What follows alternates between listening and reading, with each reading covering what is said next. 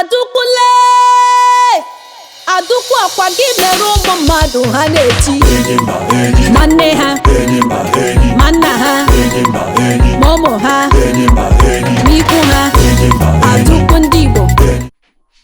What is it? Don't even talk to me. Now, what did I do? Oh, we might him better.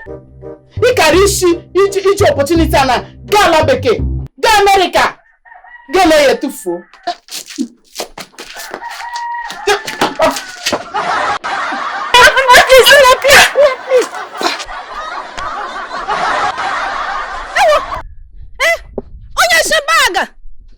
You were a slipper so long.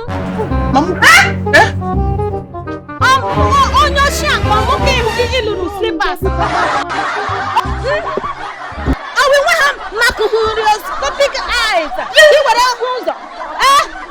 In the Pamaga hospital. I'm going to attack. In the Pamaga hospital.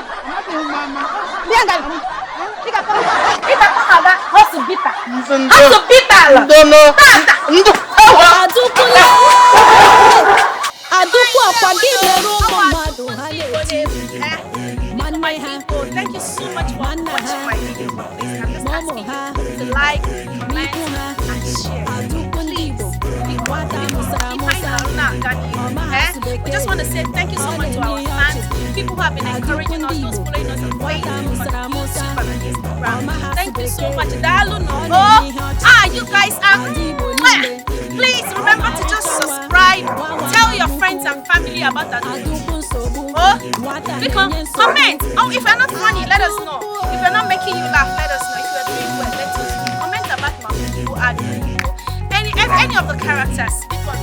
Thank you so much for watching. I truly appreciate it. My name is Chinyere.